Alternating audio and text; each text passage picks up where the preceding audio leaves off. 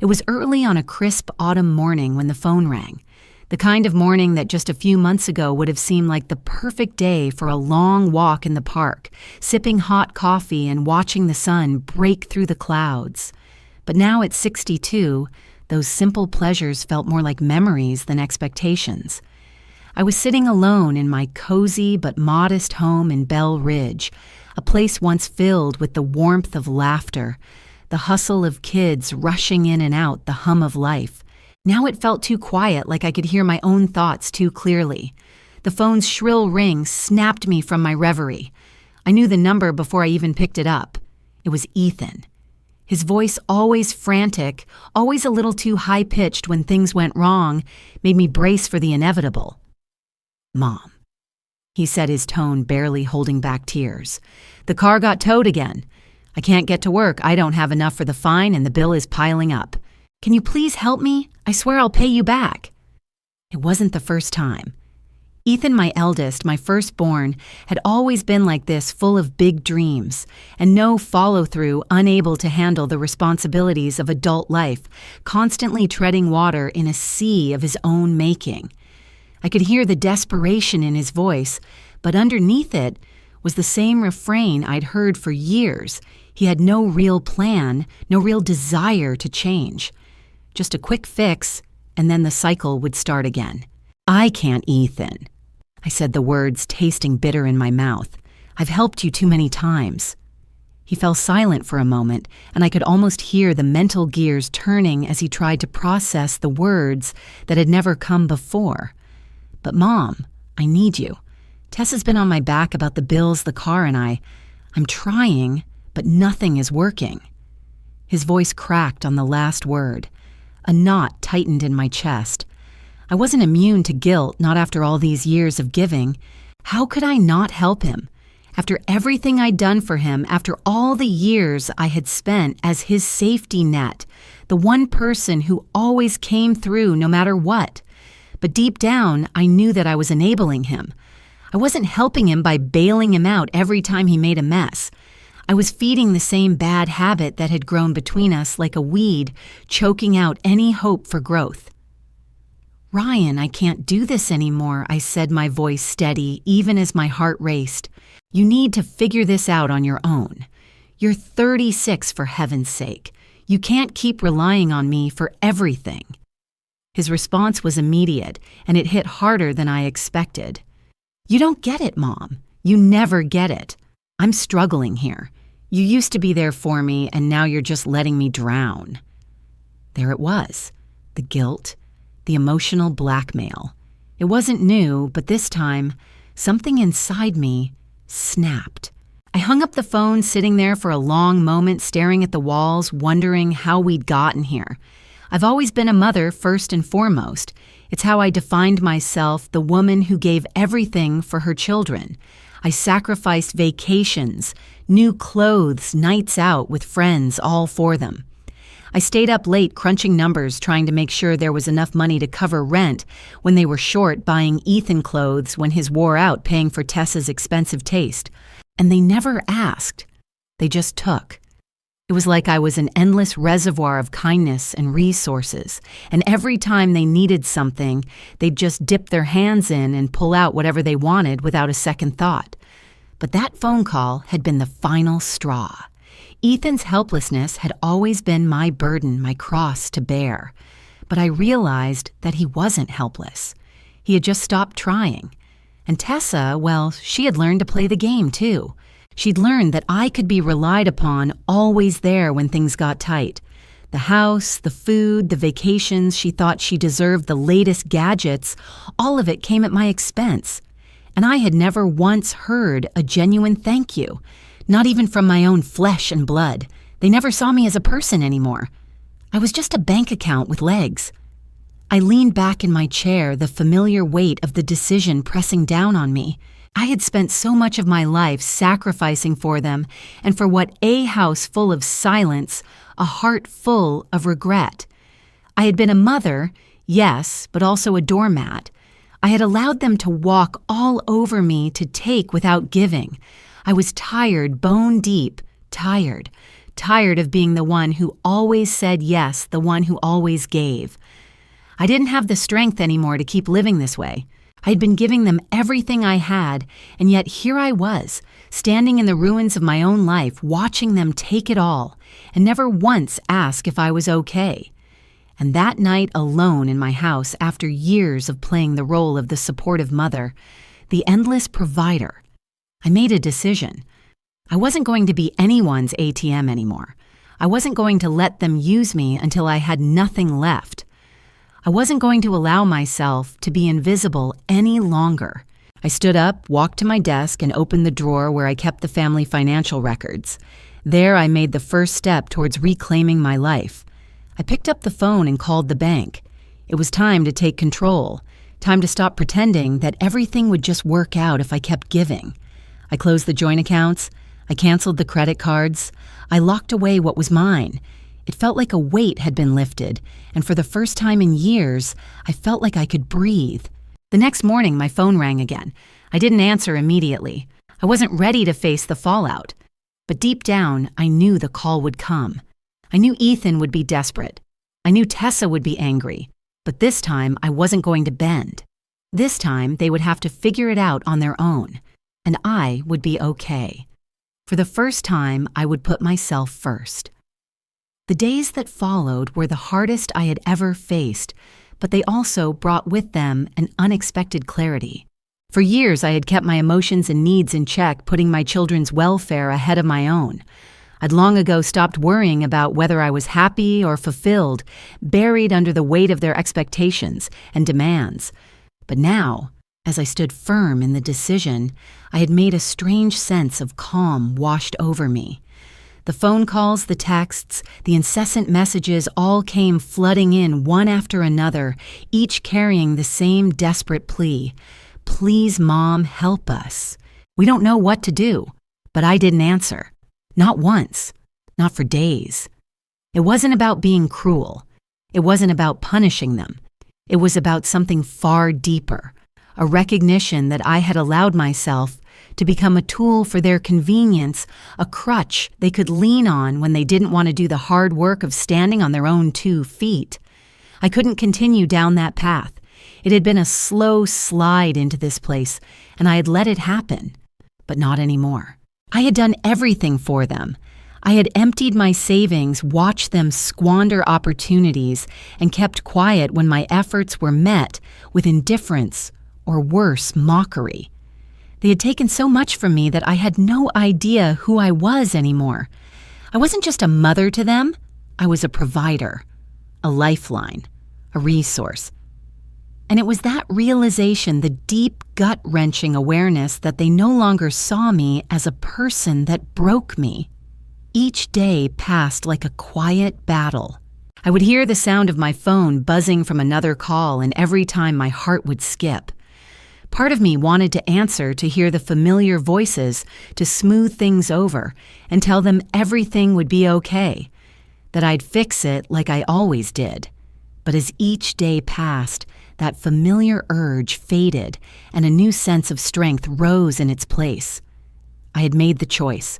I was not going to give in, not this time. The day I finally decided to go out for a walk, something I hadn't done in months, the sky was clearer than I had ever remembered.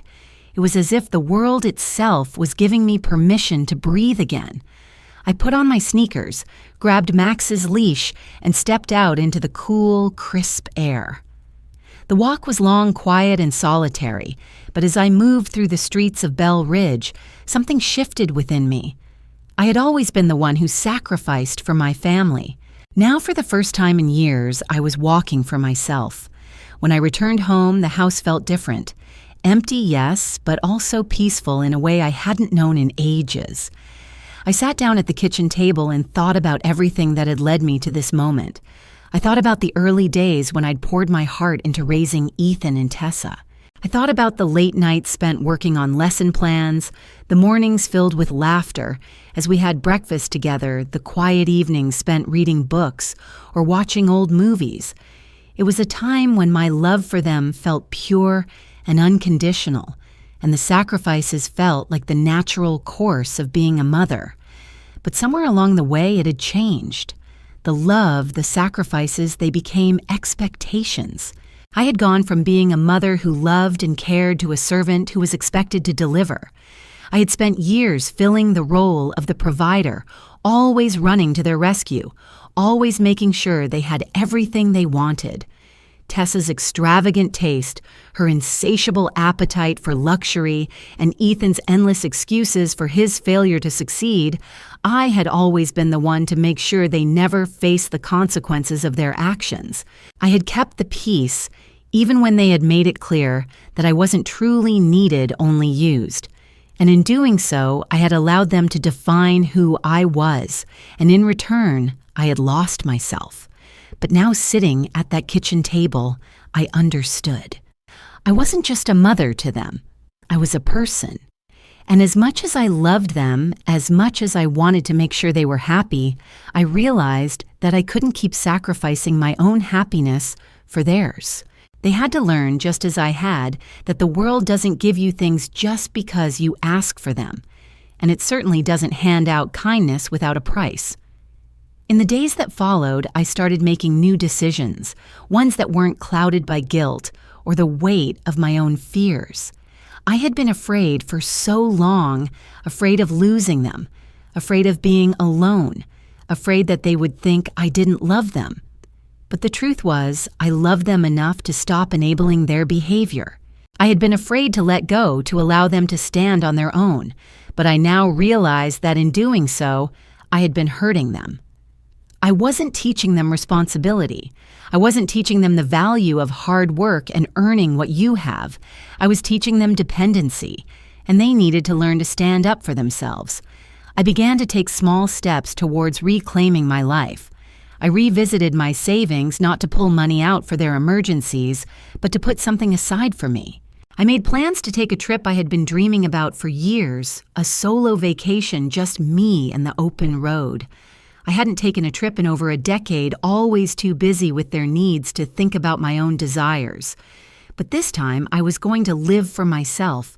I wasn't going to stay behind for them. And as I booked the tickets, a feeling of liberation washed over me like a heavy burden lifting. It wasn't just a vacation. It was the first step towards reclaiming my independence. But as I began to move forward, the calls kept coming. They didn't stop. Ethan's voice was filled with panic when he called again, asking why his card had been declined. "Mom, please," he begged. "I don't know what to do. We can't afford this, and I know you're upset, but this is an emergency." And then Tessa called too, demanding help for some expense or another, her voice full of irritation, as if I had wronged her by not automatically agreeing. I could hear it, the entitled tone that I had once accepted as normal. The way they thought their problems were my responsibility, but I wasn't going to give in. I turned off the phone. For the first time, I didn't feel the pull of their needs. I felt free. Weeks passed. I started spending time in ways I never had before. I went out with friends I hadn't seen in years, walked through the town, visited the places I loved, and even volunteered at the local community center. Something I had been too busy to do for years. It wasn't just about taking care of myself. It was about rediscovering the parts of me that had been buried for so long. Then one evening, Ethan came over. I had prepared myself for this moment, the moment when he would come sheepishly apologizing, wanting things to go back to the way they had been. But what he said surprised me. "Mom," he said quietly, sitting down on the couch beside me, "I've been thinking about everything you've said about what's been happening. I get it now. I've been living in your shadow, taking from you, and I've never had to take responsibility for anything. You're right. I haven't been living up to my potential. I've been coasting, and it's time for me to change." I sat there stunned for a moment. For years, I had tried to get him to see this, to help him recognize what he was doing. But now, in his own time, in his own way, he had come to the realization, and I could see it in his eyes. He was serious. "I don't know what that change looks like yet," he said, "but I'm going to start. I'm going to take responsibility. I don't want to be the guy who's just waiting for someone else to fix things anymore. I want to stand on my own 2 feet. It wasn't perfect. It wasn't a complete turnaround, but it was something. It was the first step, and it gave me hope. Tessa, too, came around, albeit in her own way. She called me one afternoon, her tone less demanding than usual. She admitted that she had been taking my support for granted and that she had started looking at her spending habits differently. "I don't want to keep asking you for money," she said. "I need to figure this out for myself."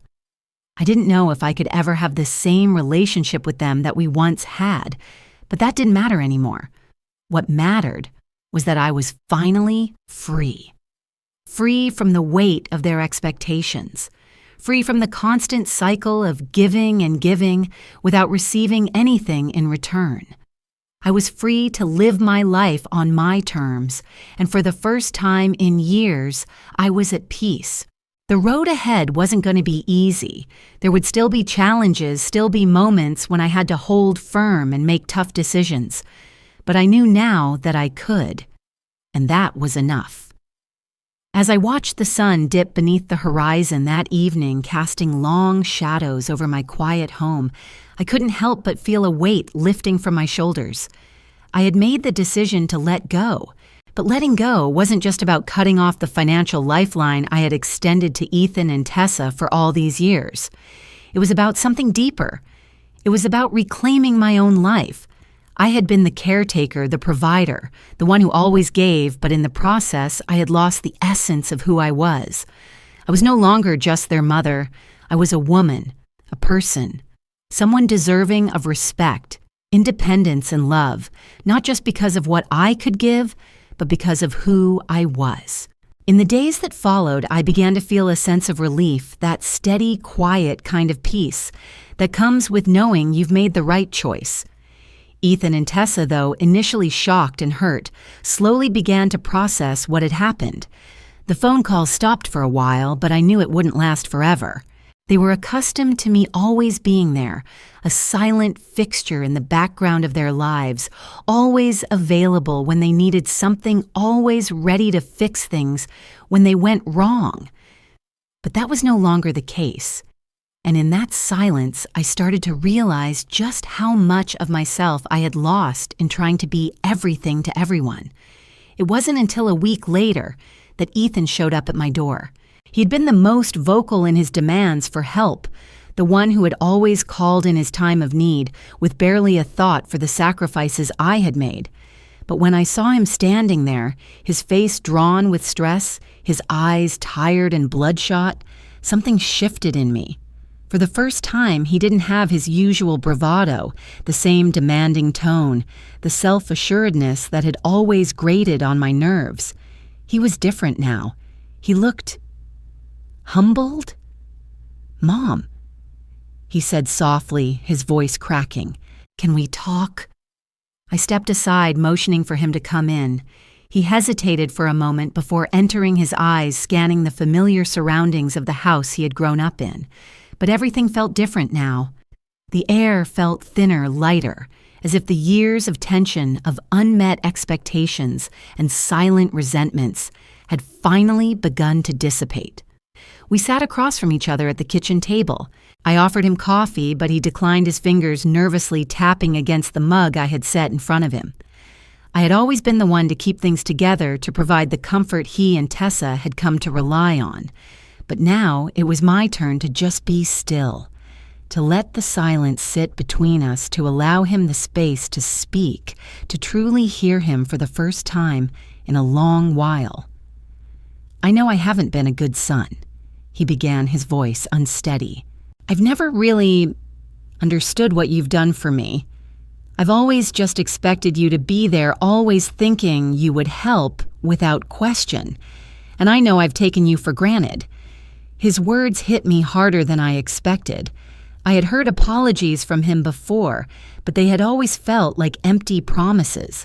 Words thrown around in the heat of the moment, meant to ease the tension without ever following through. This time, however, there was a shift. I could see the sincerity in his eyes, the weight of what he was saying. He wasn't just apologizing for what had happened. He was finally acknowledging the bigger picture that he had been living in a bubble, one that I had helped create, and that he had never once stepped outside of it to truly understand what it meant to be responsible for his own life. "I've been selfish, Mom," he continued, his voice barely above a whisper. "I've been relying on you for everything, thinking I couldn't do it on my own. But I can. I know I can. I'm just scared. I've always been scared of failing, of not being enough. And so I just kept asking you for help, thinking that if I could just hold on a little longer, everything would be okay. But now I see that it's not okay. I've been holding on to you for so long that I didn't even realize how much it was hurting both of us." I sat there stunned, not knowing how to respond at first. I had spent so many years trying to get him to see this, trying to make him realize the impact of his dependence, the toll it was taking on both of us. But now, for the first time, he had come to that realization on his own. And as much as it hurt, as much as I had wanted to hear these words for years, I wasn't sure if I could truly forgive him for everything that had come before. "I know I can't change the past," he said, his voice growing more confident. "But I can change the future. I've been looking for a new job, and I'm cutting back on all the stupid stuff I've been spending money on. I don't want to live like this anymore. I don't want to keep depending on you, Mom. You've been too good to me, and I've repaid you with nothing but excuses and failure." I stared at him for a moment, watching him speak. Part of me wanted to hug him to tell him everything was going to be okay, that we could fix this and go back to how things were. But I knew deep down that that was no longer possible. What we had was broken, and for it to heal, it couldn't just be patched up with a few words and empty promises. It had to be rebuilt from the ground up, with trust, with respect, and with the understanding that we both had to change. "I'm proud of you, Ethan," I said, finally, my voice thick with emotion. "I've always been proud of you, even when you didn't see it. But I need you to know that you can't just change because you've been caught in a moment of reflection. You have to change because you want to, because you're ready, and right now it seems like you are." He nodded, wiping a tear from his cheek. "I am, Mom. I swear I am. I know I've got a long way to go, but I'm willing to do the work. I won't let you down again, not like I did before." I took a deep breath, looking at the man before me. He wasn't the child I had always tried to protect. He wasn't the scared boy who had clung to me for comfort. He was an adult standing at the threshold of his own life, ready to face the consequences of his actions. And as much as I wanted to protect him, to keep fixing his mistakes for him, I knew that I had to let him stand on his own. He had to learn to carry his own weight. "I believe you, Ethan," I said, my voice steady now. "But this is going to take time, and I need you to understand that I can't fix things for you anymore. I can't be your safety net. You have to be that for yourself." He nodded again, his eyes serious. "I know, and I'm ready." It wasn't perfect. It wasn't an instant fix, but it was a start. And for the first time in a long time, I felt like I could finally breathe, like I could let go without the weight of guilt or fear hanging over me. Ethan wasn't there yet, but he was on his way, and that was all I could ask for. As he left that evening, I felt a quiet sense of hope growing inside me. I wasn't done yet, not by a long shot. There would be challenges ahead, there would be moments of doubt, moments when I would question whether I had done the right thing.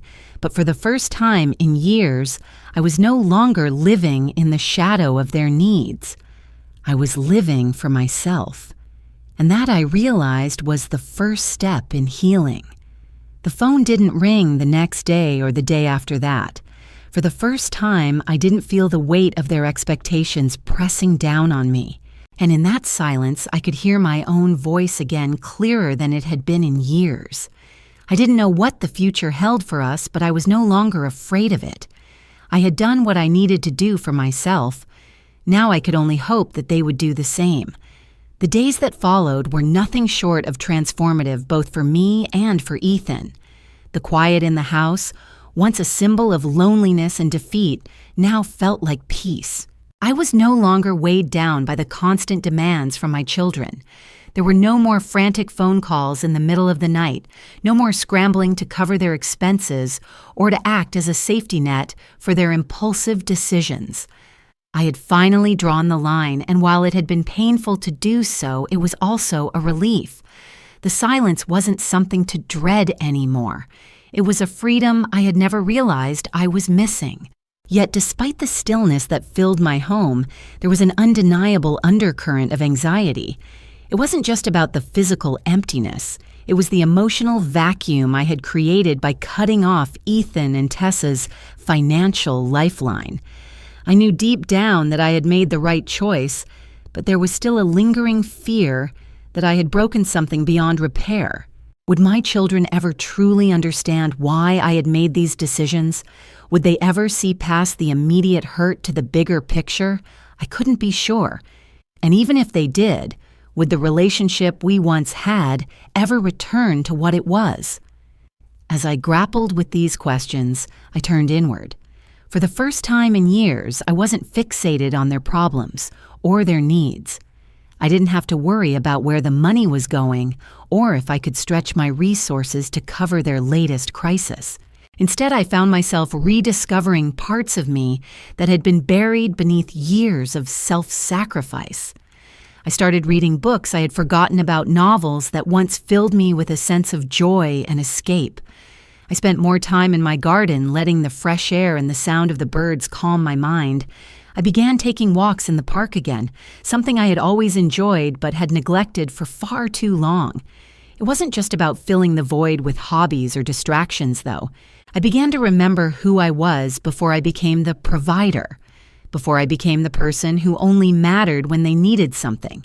I began to feel something I hadn't felt in a long time, a sense of self-worth that wasn't tied to how much I could give or how many problems I could solve. It was an odd sensation, almost like waking up from a long sleep where the world was brighter, more vibrant, and I was finally able to see it for the first time in years. In the midst of this newfound peace, Ethan continued to make strides. At first, I wasn't sure if his changes were real. He had promised so many times before that he would turn things around only to fall back into the same old habits. But this time, something felt different. He started coming over less often, not because he was avoiding me, but because he was busy. He had gotten a new job, something he had been hesitant to commit to before. I could see a shift in his demeanor when he spoke about his work. There was pride in his voice, a sense of ownership in what he was doing. He wasn't just going through the motions anymore. He was actually living with purpose, and for the first time, I was seeing the man he could be, the one I always knew, was there beneath the surface of his fear and indecision. We began talking more, not just about the practicalities of life, but about deeper things. We talked about the past, the things he had never fully understood or acknowledged, and I could see him processing everything in real time. He apologized again, not just for what had happened, but for what he hadn't seen before. "I didn't get it, Mom," he said one evening as we sat on the back porch sipping tea. "I didn't get how much I was taking from you until I had to do it on my own. It was like I had been in this bubble where everything was easy and I never had to face the consequences of my actions. Now I'm learning the hard way, but it's good. It's painful, but it's real." I listened quietly, watching the man he was becoming, and I realized that this was the real change I had been waiting for. It wasn't about him paying me back or making up for lost time. It was about him learning to stand on his own, to confront his own shortcomings, and to take responsibility for the life he had created. I knew that this journey would take time, that the road to true independence was not a straight line. But as I listened to him speak, I realized that the seed of change had been planted, and for the first time I truly believed he would nurture it. There was still tension between us, of course. I couldn't ignore the things that had been said, the hurt that had been caused, and the sacrifices that had been taken for granted. But as Ethan began to make progress, as he became more independent and more responsible for his own life, I felt a shift in our relationship. It wasn't about fixing everything all at once. It was about taking small steps toward healing, toward understanding, and toward mutual respect. We weren't going to go back to the way things were, but perhaps that was for the best. We were building something new, something healthier, and that was worth the struggle. Meanwhile, Tessa's reaction was far more complicated. She had always been the one who relied on her charm, her social status, and her ability to manipulate situations to get what she wanted. It was something I had enabled for years, thinking that if I just gave her what she asked for, she would eventually see my sacrifices and appreciate them. But as I saw her continued demands and the way she took advantage of my generosity, I realized that my decision to stop enabling her was just as necessary as it had been with Ethan. She had a life of her own, one she had built on the back of my financial support, and it was time for her to build it without me. I knew it would be harder with her, though. Tessa was always quick with excuses, quick with her tears, and quick to manipulate the situation in her favor. I had seen it for years, how she played on my guilt, how she made me feel like the villain whenever I said no. But this time, I couldn't allow myself to be swayed. I had already given her so much, and it had never been enough. She needed to stand on her own, just like Ethan. She came over one afternoon, her face drawn with the same entitled expression I had seen so many times before. She came with a story, of course, about how she needed money for her business, for her bills, for her latest adventure. But I saw through it. I had seen through it for years. And I realized, as I looked at her sitting across from me, that I was no longer afraid of her manipulation. Tessa. I said, my voice calm but firm. I can't do this anymore. I can't keep giving to you when you never acknowledge the sacrifices I've made. You've been taking from me for years, and I'm done being the one who always says yes. You're an adult. You have to start acting like one. Her eyes flashed with anger, but I didn't flinch. I had seen this side of her before, the temper, the hurt, the manipulation. But I wasn't going to back down. Not anymore. I've always been there for you, Tessa. Always. But I can't keep doing this. You have to figure it out on your own, just like Ethan is starting to do. I'm not your safety net anymore. I can't be. The words hung in the air, heavy and final. There was a long silence, and for a moment, I thought she might argue, might say something to try to make me change my mind. But instead, she sat there staring at me, her lips trembling slightly. Finally, she stood up, pushing her chair back with a force that made the room feel smaller. You're making a mistake, she said, her voice cold. You'll regret this. But I didn't feel regret. I felt relief. It was a hard choice, but it was the right one. She left soon after, and the silence returned to the house. It felt different now, though. It wasn't the heavy silence of guilt or fear. It was the peaceful kind, the kind that comes with knowing you've done what you needed to do. In the days that followed, I saw more changes in Ethan. He kept his promises not just to me, but to himself. He worked hard at his new job, paid his bills on time, and started building a life that didn't rely on anyone else. He came over more often, but it wasn't to ask for money or bailouts. He came because he wanted to spend time with me, because he wanted to show me that he was capable of standing on his own. Tessa, on the other hand, took longer to come around. I knew she would, but I also knew that the road ahead was going to be just as challenging for her. She wasn't ready to change, not yet. But I had done my part. I had made the hard decision, and now it was up to her to decide what kind of life she wanted to build. For the first time in years, I could breathe again.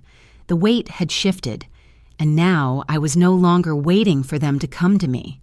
I was living for myself, and that in itself was enough. As the weeks passed, I began to feel a shift within myself that I hadn't anticipated. There had been so much emotional upheaval, so many turbulent moments, that I had convinced myself I would never fully heal. But as time went on, I started to realize something. I was healing, not just emotionally, but in ways that were deeper, more profound. I could feel my sense of self coming back to me bit by bit. The decision to stop enabling Ethan and Tessa, though difficult, had been the most liberating one I had ever made. It wasn't just about reclaiming my financial independence, it was about reclaiming my life, my identity, and my purpose. And as much as I had feared the consequences of cutting them off, I began to see that it was the best thing for all of us. Ethan continued to grow in ways I had never imagined. His journey hadn't been easy, and there were days when he seemed to stumble unsure of himself. But he was doing the work, and that was all I could ask for. He started taking on more responsibility at work, pushing himself to succeed where he had once given up. I noticed the change in his demeanor. He wasn't the same man who had walked into my house weeks ago, desperate and dependent. This new Ethan was more confident, more grounded. He was still my son, still the man I had raised, but he was no longer the child who needed constant fixing. He was becoming the man I had always hoped he could be. One afternoon, about a month after our initial conversation, Ethan came by with a small gift wrapped in plain paper.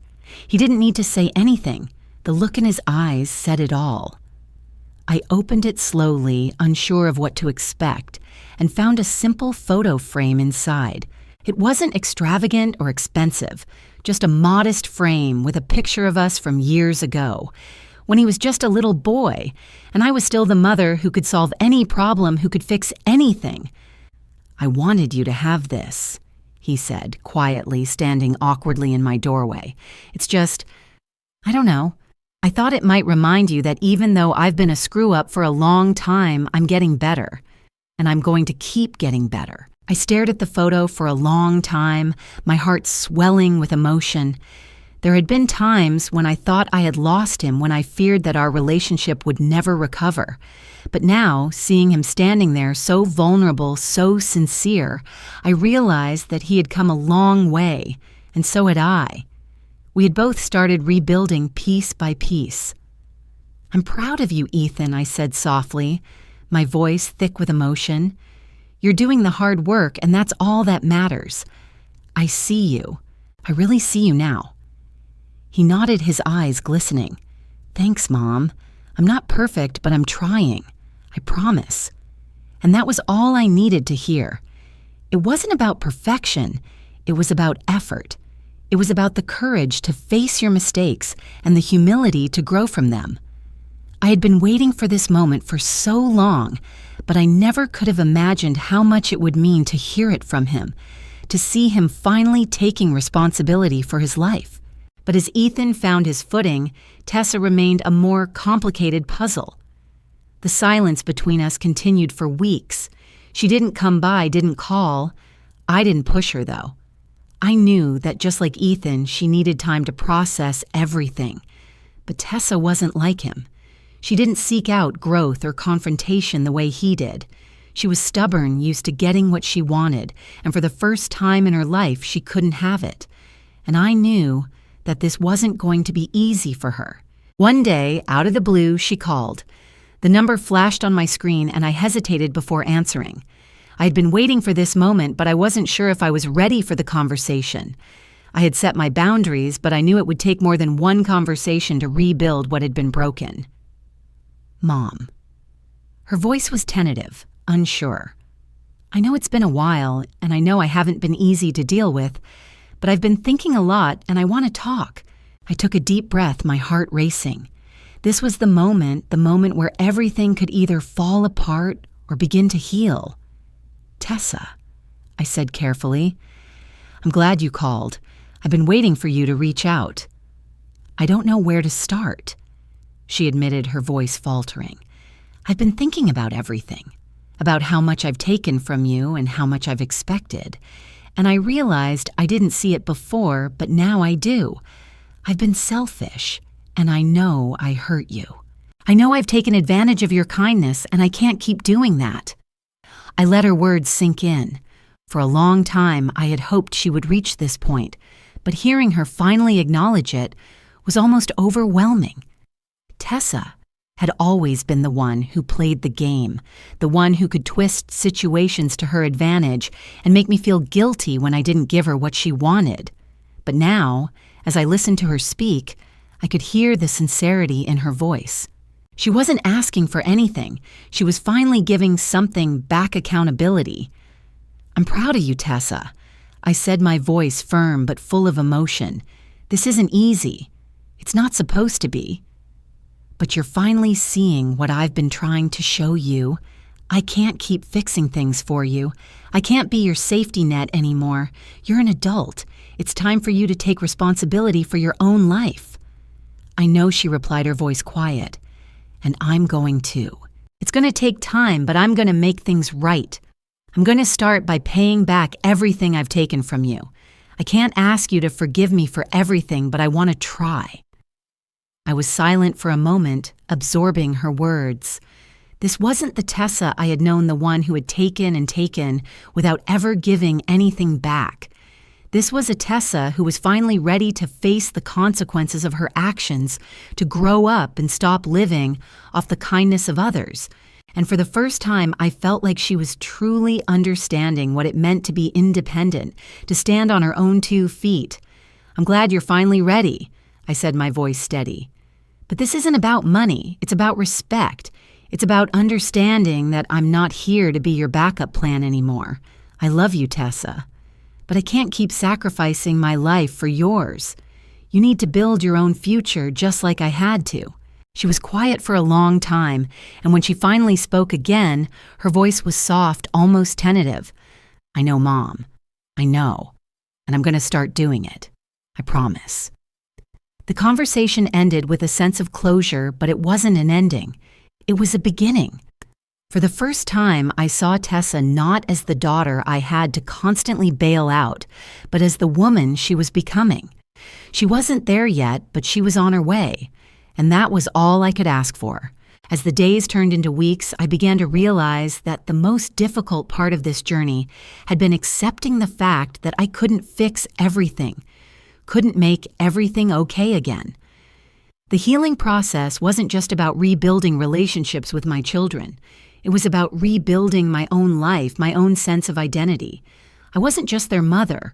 I was Isabel, a woman who had lived through sacrifice and heartache, who had spent years giving everything to others, only to realize that I had neglected myself in the process. But now, for the first time, I was living for me. I was taking back my time, my energy, and my resources. And as I moved forward, I knew that my relationship with my children would never be the same. But that didn't have to be a bad thing. It could be the beginning of something new, something stronger, built on mutual respect and understanding. For the first time in years, I wasn't afraid. I wasn't afraid of losing them because I knew that sometimes letting go was the only way to truly hold on. And in that space of freedom, I began to find myself again, not as the woman who was always there to fix everything, but as the woman who had finally learned to say no, to set boundaries, and to live for herself. And that, I realized, was the greatest gift I could ever give myself. In reflecting on my own journey, I've realized that sometimes the most difficult decisions are the ones that lead to the greatest personal growth. For years, I sacrificed my own happiness and well-being for the sake of my children, thinking that my role as a mother meant I had to be everything for them, the provider, the fixer, the safety net. But I learned the hard way that in doing so, I was losing myself. The turning point came when I finally said no, not out of anger, but out of love for myself. Setting boundaries was the hardest thing I've ever done, but it was also the most liberating. It allowed me to reclaim my life, my peace, and my sense of self-worth. And while the process was painful, I'm grateful for it because it taught me that self-love is not selfish, it's necessary. If you're in a similar situation, struggling to balance your love for others with your own needs, remember this: it's okay to put yourself first. You are worthy of love and respect, not just because of what you give, but because of who you are. Don't be afraid to set boundaries. Don't be afraid to say no when it's necessary. Sometimes the best thing you can do for your loved ones is to show them how to live independently and responsibly. I'd love to hear your thoughts and experiences. Have you ever had to make a difficult choice to prioritize yourself? How did it change your life? Share your story with me. Let's support each other in our journeys towards self-empowerment. Thank you for taking the time to read my story. Your support means the world to me. Stay strong and remember your happiness matters too.